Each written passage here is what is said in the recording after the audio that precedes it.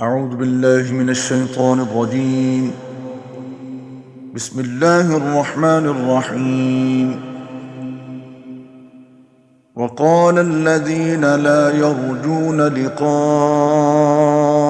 لولا أنزل علينا الملائكة أو نرى ربنا لقد استكبروا في أنفسهم وعتوا عتوا كبيرا. يوم يرون الملائكة لا بشرى يومئذ للمجرمين ويقولون حجرا محجورا. وقدمنا إلى ما عملوا من عمل فجعلناه هباء منثورا. أصحاب الجنة يومئذ خير مستقرا وأحسن مقيلا.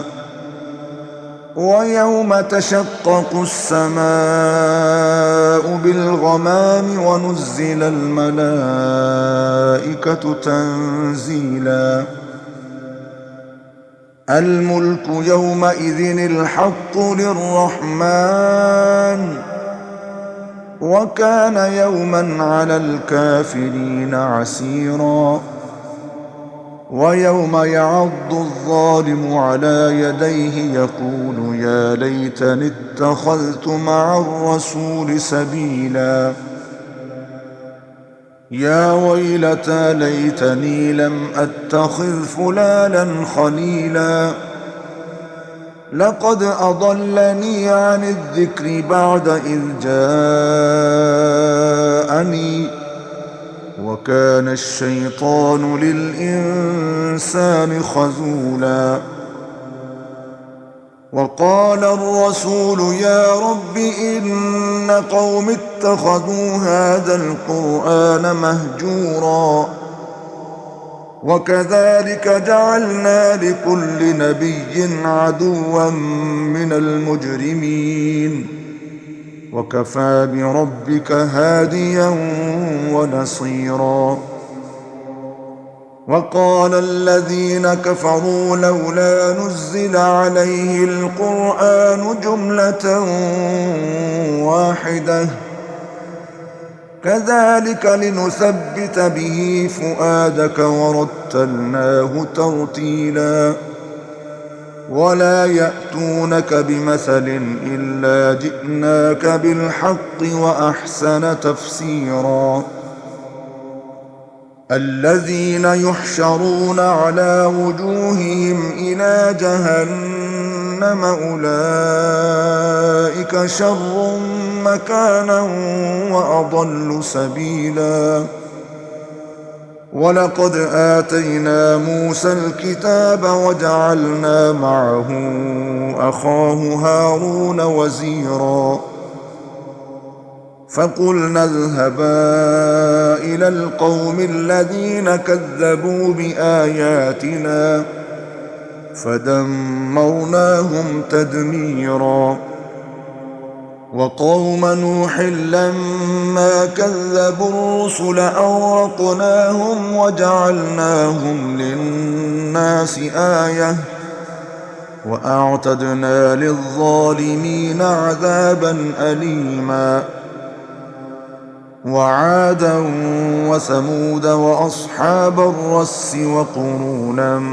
بين ذلك كثيرا.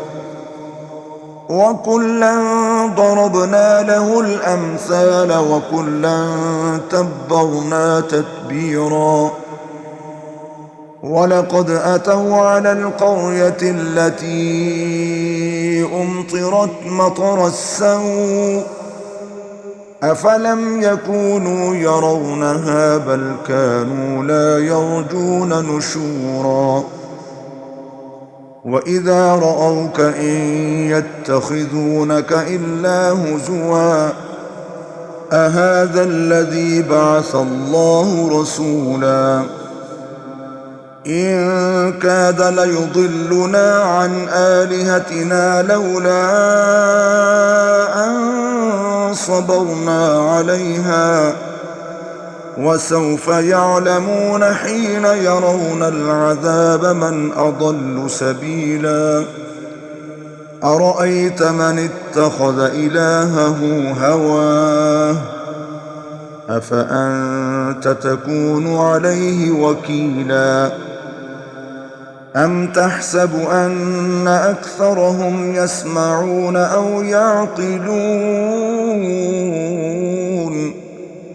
إن هم إلا كالأنعام بل هم أضل سبيلا ألم تر إلى ربك كيف مد الظل ولو شاء لجعله ساكنا ثم جعلنا الشمس عليه دليلا ثم قبضناه إلينا قبضا يسيرا وهو الذي جعل لكم الليل لباسا والنوم سباتا وجعل النهار نشورا وهو الذي أرسل الرياح بشرا بين يدي رحمته وأنزلنا من السماء ماء طهورا لنحيي به بلدة ميتا ونسقيه مما خلقنا أنعاما وأناسيا كثيرا ولقد صرفناه بينهم ليذكروا فأبى أكثر الناس إلا كفورا ولو شئنا لبعثنا في كل قرية نذيرا فلا تطع الكافرين وجاهدهم به جهادا كبيرا وهو الذي مرج البحرين هذا عذب فرات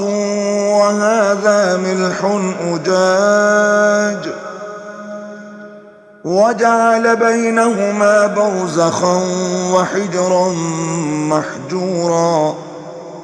وهو الذي خلق من الماء بشرا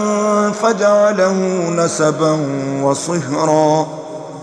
وكان ربك قديرا ويعبدون من دون الله ما لا ينفعهم ولا يضرهم وكان الكافر على ربه ظهيرا وما أرسلناك إلا مبشرا ونذيرا قل ما أسألكم عليه من أجر إلا من شاء أن يتخذ إلى ربه سبيلا وتوكل على الحي الذي لا يموت وسبح بحمده وكفى به بذنوب عباده خبيرا الذي خلق السماوات والأرض وما بينهما في 6 أيام ثم استوى على العرش الرحمن فاسأل به خبيرا وإذا قيل لهم اسجدوا للرحمن قالوا وما الرحمن أنسجد لما تأمرنا وزادهم نفورا تبارك الذي جعل في السماء بروجا وجعل فيها سراجا وقمرا منيرا وهو الذي جعل الليل والنهار خلفة لمن أراد أن يذكر أو أراد شكورا وعباد الرحمن الذين يمشون على الأرض هونا وإذا خاطبهم الجاهلون قالوا سلاما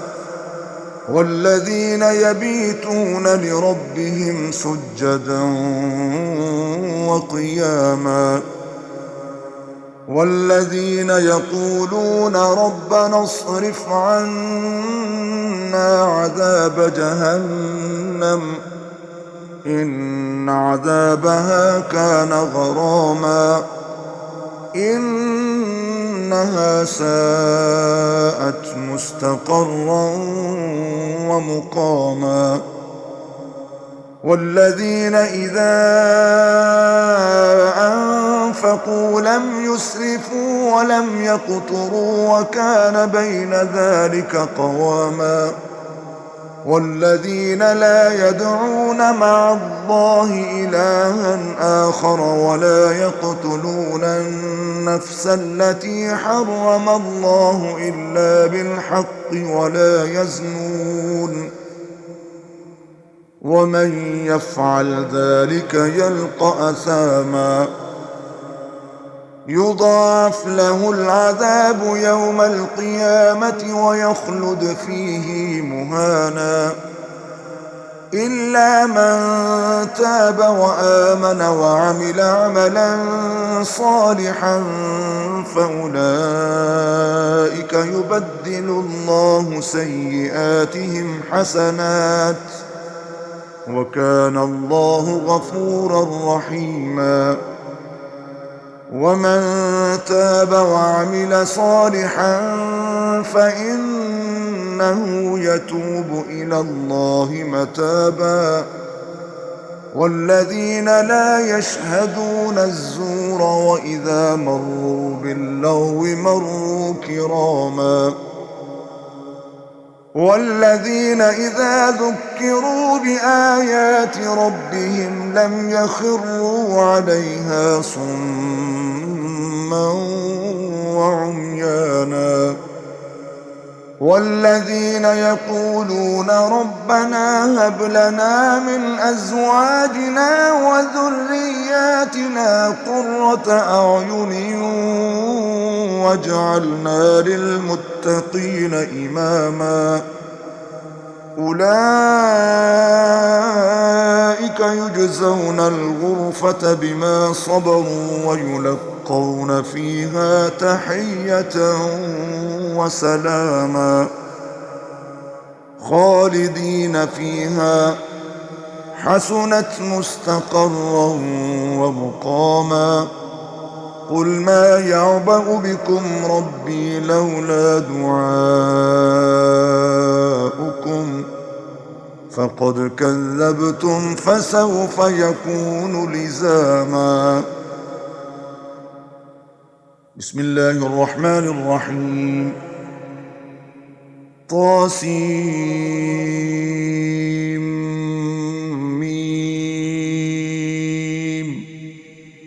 تلك آيات الكتاب المبين لعلك باخع نفسك ألا يكونوا مؤمنين إن نشأ ننزل عليهم من السماء آية فظلت أعناقهم لها خاضعين وما يأتيهم من ذكر من الرحمن محدث إلا كانوا عنه معرضين فقد كذبوا فسيأتيهم أنباء ما كانوا به يستهزئون أولم يروا إلى الأرض كم أنبتنا فيها من كل زوج كريم إن في ذلك لآية وما كان أكثرهم مؤمنين وإن ربك لهو العزيز الرحيم وإذ نادى ربك موسى أن ائت القوم الظالمين قوم فرعون ألا يتقون قال رب إني أخاف أن يكذبون ويضيق صدري ولا ينطلق لساني فأرسل إلى هارون ولهم علي ذنب فأخاف أن يقتلون قال كلا فاذهبا بآياتنا إنا معكم مستمعون فأتيا فرعون فقولا إنا رسول رب العالمين أن أرسل معنا بني إسرائيل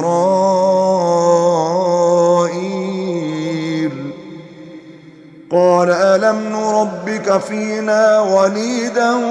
ولبثت فينا من عمرك سنين وفعلت فعلتك التي فعلت وأنت من الكافرين قال فعلتها إذا وأنا من الضالين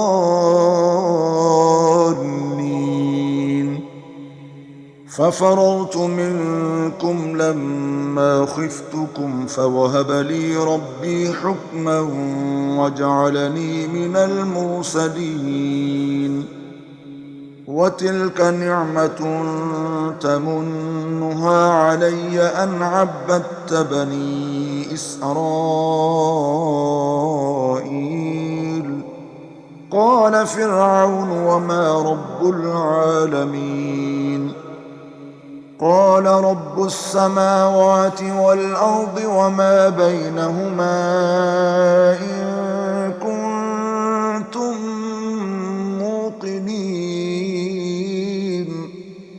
قال لمن حوله ألا تستمعون قال ربكم ورب آبائكم الأولين قال إن رسولكم الذي أرسل إليكم لمجنون قال رب المشرق والمغرب وما بينهما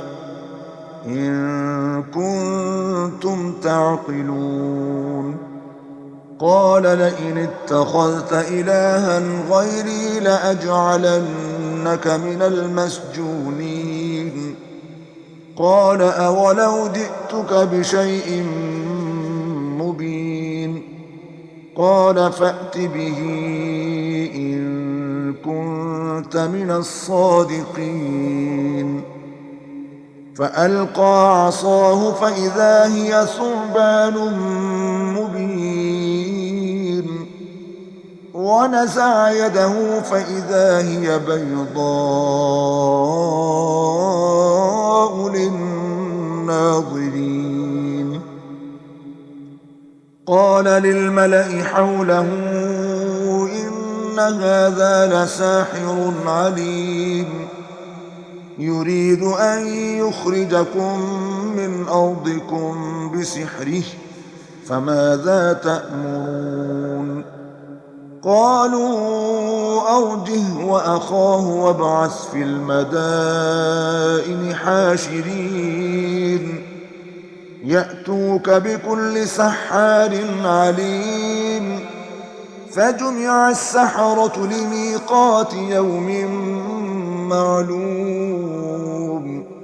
وقيل للناس هل أنتم مجتمعون لعلنا نتبع السحرة إن كانوا هم الغالبين فلما جاء السحرة قالوا لفرعون أئن لنا لأجرا إن كنا نحن الغالبين قال نعم وإنكم إذا لمن المقربين. قال لهم موسى ألقوا ما أنتم ملقون. فألقوا حبالهم وعصيهم وقالوا بعزة فرعون إنا لنحن الغالبون. فألقى موسى عصاه فإذا هي تلقف ما يأفكون. فألقي السحرة ساجدين قالوا آمنا برب العالمين رب موسى وهارون. قال آمنتم له قبل أن آذن لكم إنه لكبيركم الذي علمكم السحر فلسوف تعلمون لأقطعن أيديكم وأرجلكم من خلاف ولأصلبنكم أجمعين. قالوا لا ضير إنا إلى ربنا منقلبون إنا نطمع أن يغفر لنا ربنا خطايانا أن كنا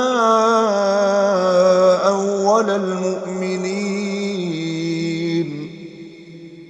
وأوحينا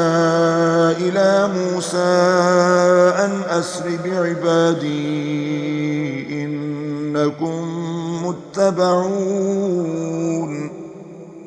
فأرسل فرعون في المدائن حاشرين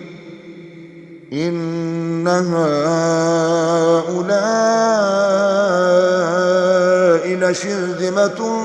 قليلون وإنهم لنا لغائظون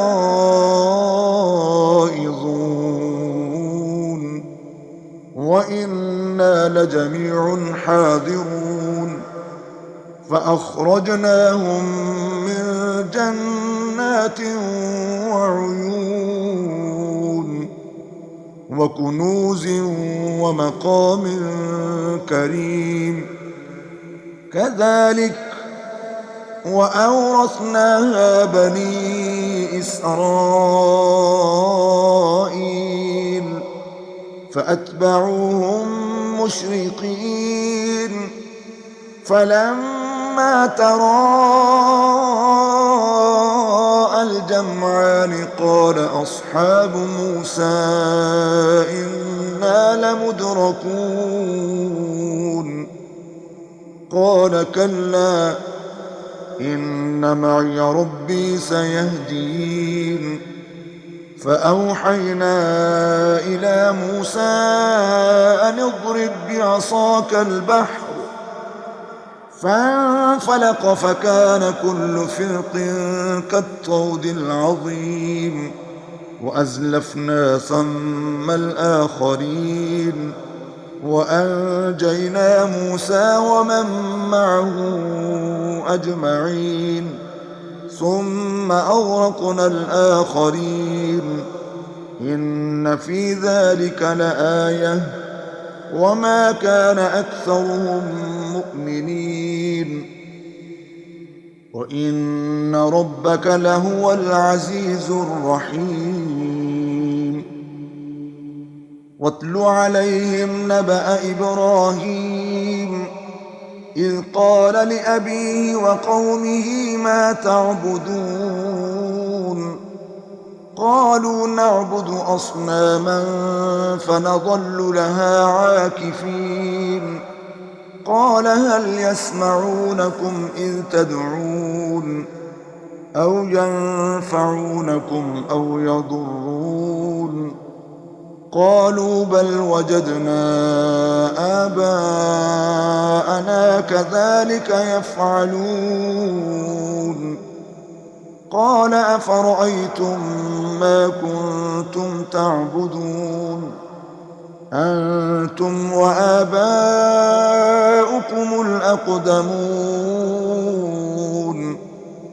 فإنهم عدو لي إلا رب العالمين الذي خلقني فهو يهدين والذي هو يطعمني ويسقين وإذا مرضت فهو يشفين والذي يميتني ثم يحيين والذي أطمع أن يغفر لي خطيئتي يوم الدين رب هب لي حكما وألحقني بالصالحين واجعل لي لسان صدق في الآخرين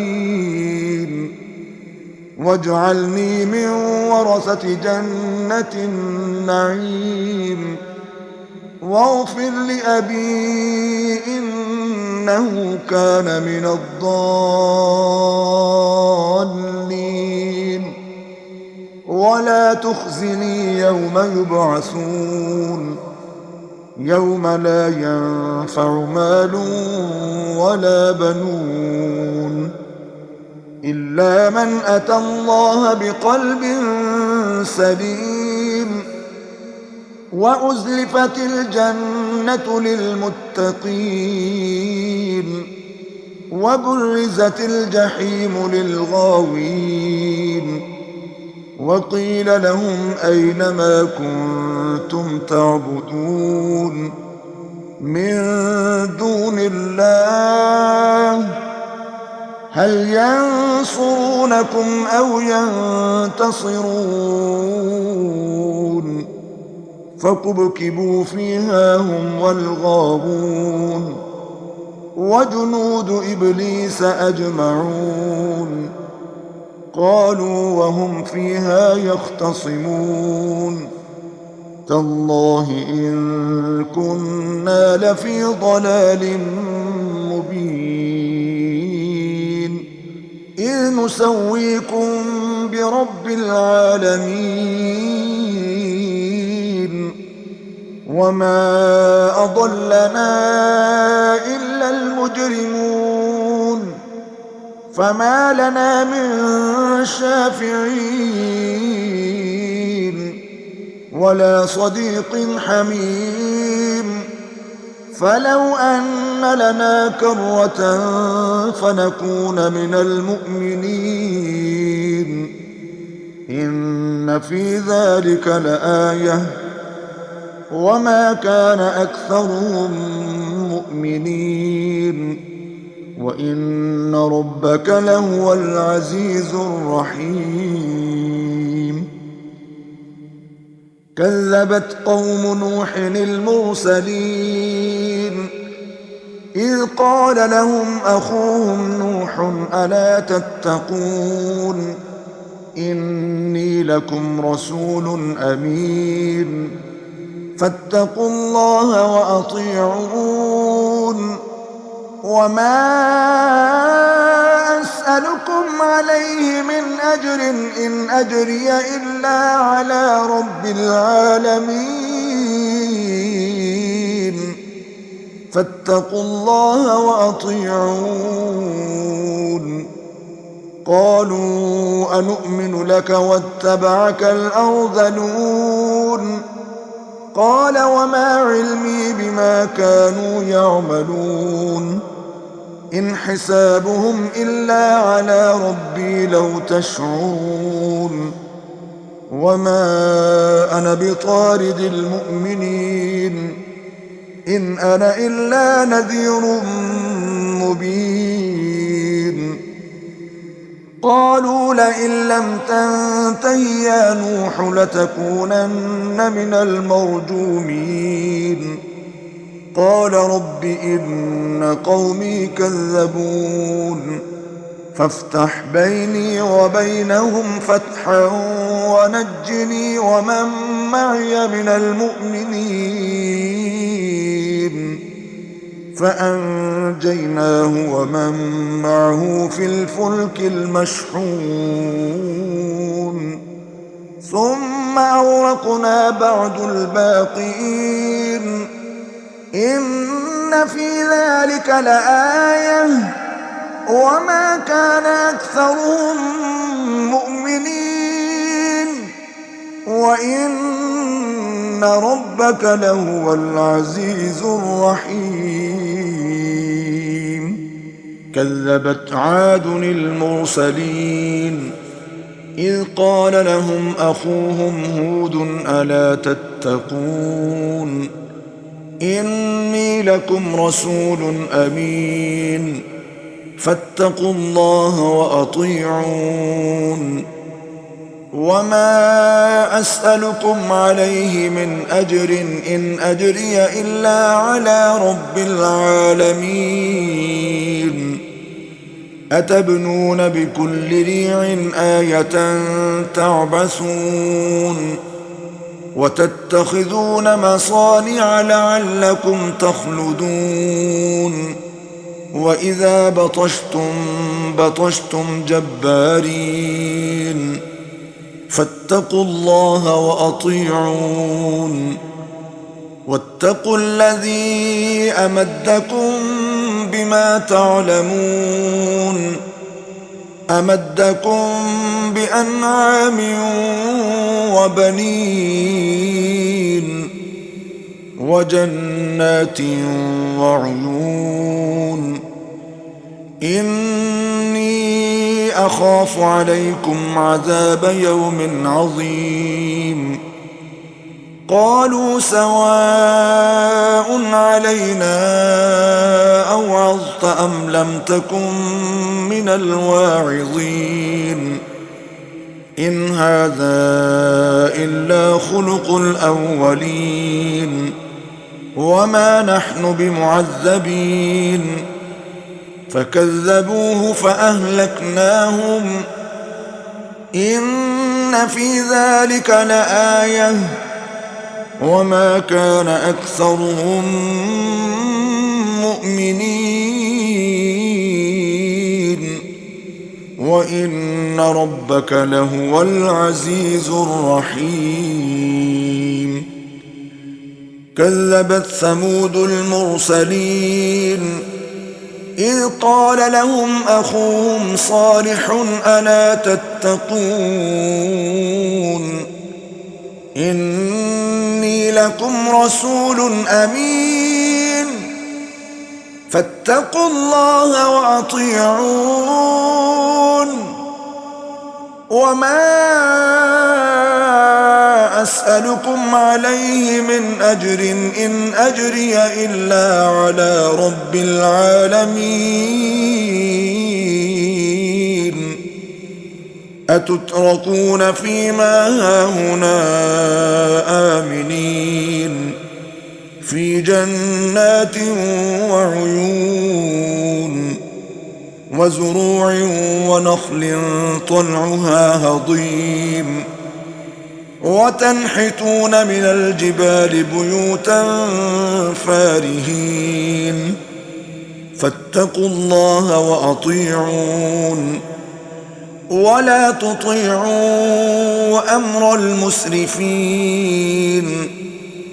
الذين يفسدون في الأرض ولا يصلحون قالوا إنما أنت من المسحرين ما أنت إلا بشر مثلنا فأت بآية إن كنت من الصادقين قال هذه ناقة لها شرب ولكم شرب يوم معلوم ولا تمسوها بسوء فيأخذكم عذاب يوم عظيم فعقروها فأصبحوا نادمين فأخذهم العذاب إن في ذلك لآية وما كان أكثرهم مؤمنين وإن ربك لهو العزيز الرحيم كذبت قوم لوط المرسلين إذ قال لهم أخوهم لوط ألا تتقون إني لكم رسول أمين فاتقوا الله وأطيعون وما أسألكم عليه من أجر إن أجري إلا على رب العالمين أتأتون الذكران من العالمين وتذرون ما خلق لكم ربكم من أزواجكم بل أنتم قوم عادون قالوا لئن لم تنته يا لوط لتكونن من المخرجين قال إني لعملكم من القالين رب نجني وأهلي مما يعملون فنجيناه وأهله أجمعين إلا عجوزا في الغابرين ثم دمرنا الآخرين وأمطرنا عليهم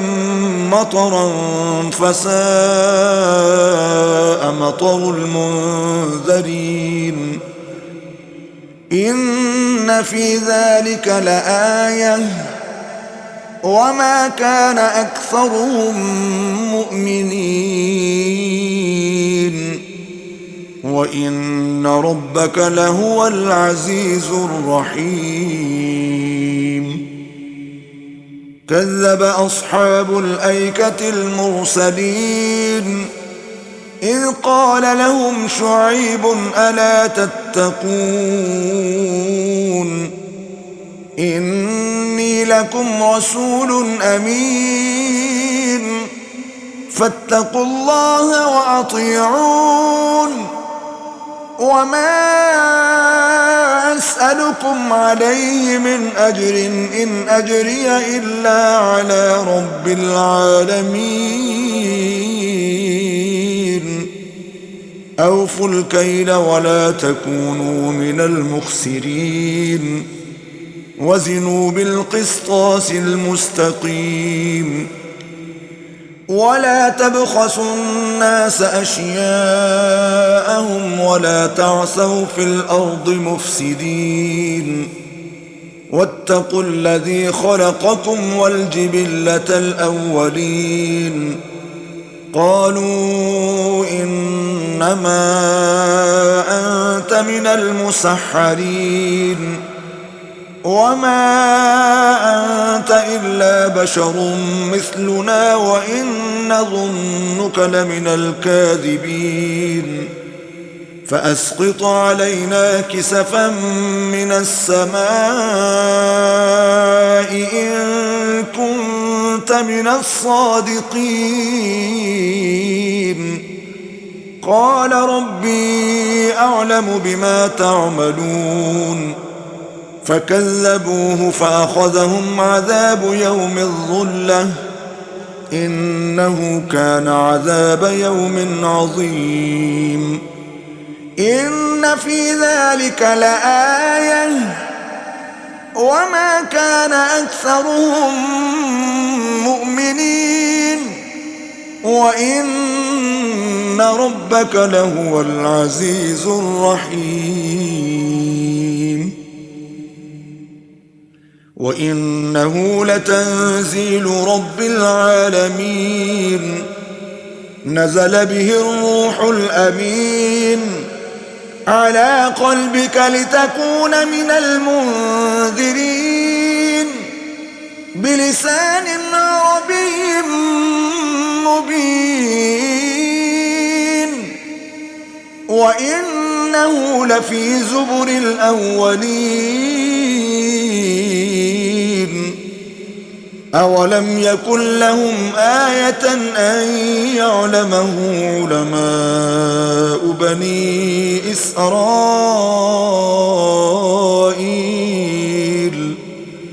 ولو نزلناه على بعض الأعجمين فقرأه عليهم ما كانوا به مؤمنين كذلك سلكناه في قلوب المجرمين لا يؤمنون به حتى يروا العذاب الأليم فيأتيهم بغتة وهم لا يشعرون فيقولوا هل نحن منظرون أفبعذابنا يستعجلون أفرأيت إن متعناهم سنين ثم جاءهم ما كانوا يوعدون ما أغنى عنهم ما كانوا يمتعون وما أهلكنا من قرية إلا لها منذرون ذكرى وما كنا ظالمين وما تنزلت به الشياطين وما ينبغي لهم وما يستطيعون إنهم عن السمع لمعزولون فلا تدع مع الله إلها آخر فتكون من المعذبين وأنذر عشيرتك الأقربين واخفض جناحك لمن اتبعك من المؤمنين فإن عصوك فقل إني بريء مما تعملون وتوكل على العزيز الرحيم الذي يراك حين تقوم وتقلبك في الساجدين إنه هو السميع العليم هل أنبئكم على من تنزل الشياطين تنزل على كل أفاك أثيم يلقون السمع وأكثرهم كاذبون والشعراء يتبعهم الغاوون ألم تر أنهم في كل واد يهيمون وأنهم يقولون ما لا يفعلون إلا الذين آمنوا وعملوا الصالحات وذكروا الله كثيرا وانتصروا من بعد ما ظلموا وسيعلم الذين ظلموا أي منقلب ينقلبون بسم الله الرحمن الرحيم طاسين تلك آيات القرآن وكتاب مبين هدى وبشرى للمؤمنين الذين يقيمون الصلاة ويؤتون الزكاة وهم بالآخرة هم يوقنون إن الذين لا يؤمنون بالآخرة زينا لهم أعمالهم فهم يعمهون أولئك الذين لهم سوء العذاب وهم في الآخرة هم الأخسرون وإنك لتلقى القرآن من لدن حكيم عليم إذ قال موسى لأهله إني آنست نارا سآتيكم منها بخبر أو آتيكم بشهاب قبس لعلكم تصطلون فلما جاءها نودي أن بورك من في النار ومن حولها وسبحان الله رب العالمين يا موسى إنه أنا الله العزيز الحكيم وألق عصاك فلما رآها تهتز كأنها جان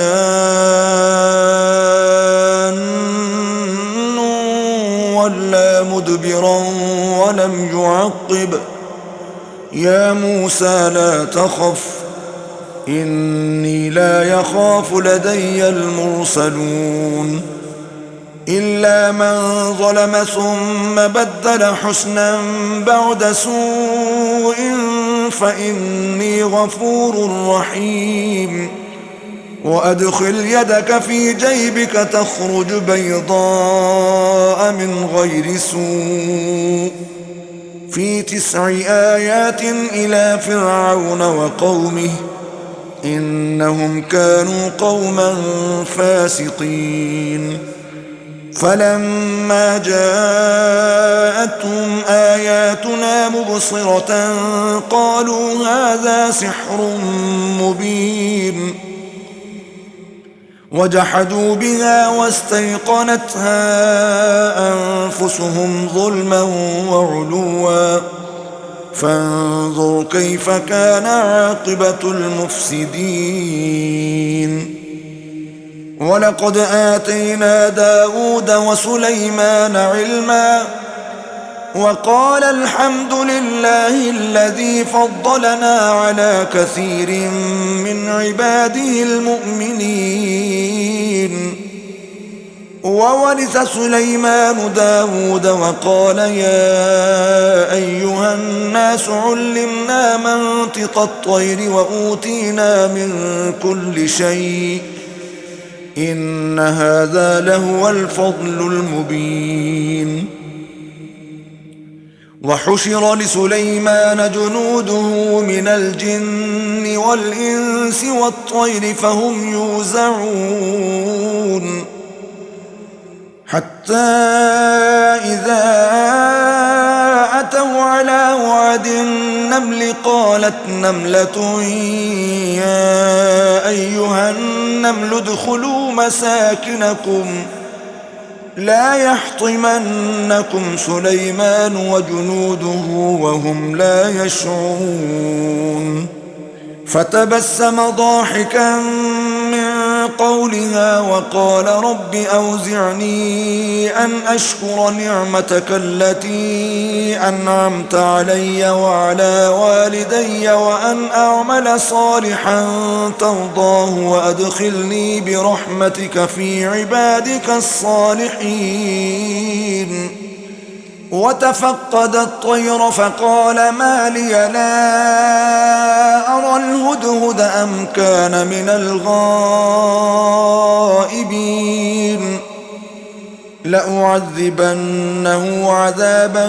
شديدا أو لأذبحنه أو ليأتيني بسلطان مبين فمكث غير بعيد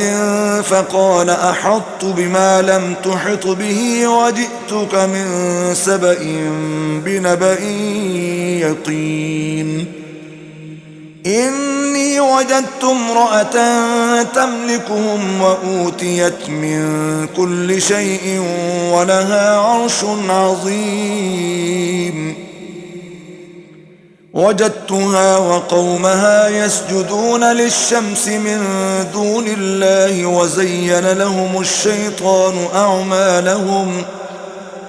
وزين لهم الشيطان أعمالهم فصدهم عن السبيل فهم لا يهتدون ألا يسجدوا لله الذي يخرج الخبأ في السماوات والأرض ويعلم ما تخفون وما تعلنون الله لا إله إلا هو رب العرش العظيم قال سننظر أصدقت أم كنت من الكاذبين اذهب بكتابي هذا فألقه إليهم ثم تول عنهم فانظر ماذا يرجعون قالت يا أيها الملأ إني ألقي إلي كتاب كريم إنه من سليمان وإنه بسم الله الرحمن الرحيم ألا تعلوا علي وأتوني مسلمين قالت يا أيها الملأ أفتوني في أمري ما كنت قاطعة أمرا حتى تشهدون قالوا نحن أولو قوة وأولو بأس شديد والأمر إليك فانظري ماذا تأمرين قالت إن الملوك إذا دخلوا قرية أفسدوها وجعلوا أعزة أهلها أذلة وكذلك يفعلون وإني مرسلة إليهم بهدية فناظرة بما يرجع المرسلون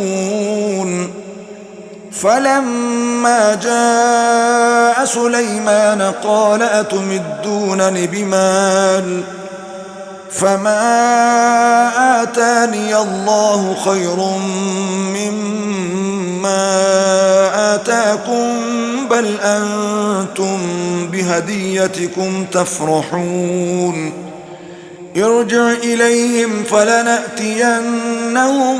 بجنود لا قبل لهم بها ولنخرجنهم منها أذلة وهم صاغرون قال يا أيها الملأ أيكم يأتيني بعرشها قبل أن يأتوني مسلمين قال عفريت من الجن أنا آتيك به قبل أن تقوم من مقامك وإني عليه لقوي أمين قال الذي عنده علم من الكتاب أنا آتيك به قبل أن يرتد إليك طرفك فلما رآه مستقرا عنده قال هذا من فضل ربي ليبلوني أأشكر أم أكفر ومن شكر فإنما يشكر لنفسه ومن كفر فإن ربي غني كريم قال نكروا لها عرشها ننظر أتهتدي أم تكون من الذين لا يهتدون فلما جاءت قيل أهكذا عرشك قالت كأنه هو وأوتينا العلم من قبلها وكنا مسلمين وصدها ما كانت تعبد من دون الله إن إنها كانت من قوم كافرين. قيل لها ادخل الصرح فلما رأته حسبته لجة وكشفت عن ساقيها قال إنه صرح ممرد من قوارير. قالت رب إني ظلمت نفسي وأسلمت مع سليمان لله رب العالمين. ولقد أرسلنا إلى ثمود أخاهم صالحا أن اعبدوا الله فإذا هم فريقان يختصمون. قال يا قوم لم تستعجلون بالسيئة قبل الحسنة لولا تستغفرون الله لعلكم ترحمون. قالوا اطيرنا بك وبمن معك قال طائركم عند الله بل أنتم قوم تفتنون. وكان في المدينة 9 رهط يفسدون في الأرض ولا يصلحون. قالوا تقاسموا بالله لنبيتنه وأهله ثم لنقولن لوليه ما شهدنا مهلك أهله وإنا لصادقون. ومكروا مكرا ومكرنا مكرا وهم لا يشعرون. فانظر كيف كان عاقبة مكرهم أنا دمرناهم وقومهم أجمعين. فتلك بيوتهم خاوية بما ظلموا إن في ذلك لآية لقوم يعلمون. وأنجينا الذين آمنوا وكانوا يتقون. ولوطا إذ قال لقومه أتأتون الفاحشة وأنتم تبصرون أئنكم لتأتون الرجال شهوة من دون النساء بل أنتم قوم تجهلون. فما كان جواب قومه إلا أن قالوا أخرجوا آل لوط من قريتكم إنهم أناس يتطهرون. فأنجيناه وأهله إلا امرأته قدرناها من الغابرين. وأمطرنا عليهم مطرا فساء مطر المنذرين.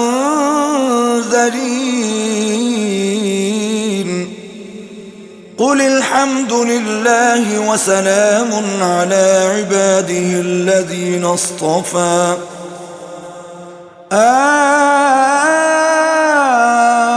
الله خير أما يشركون. صدق الله العظيم.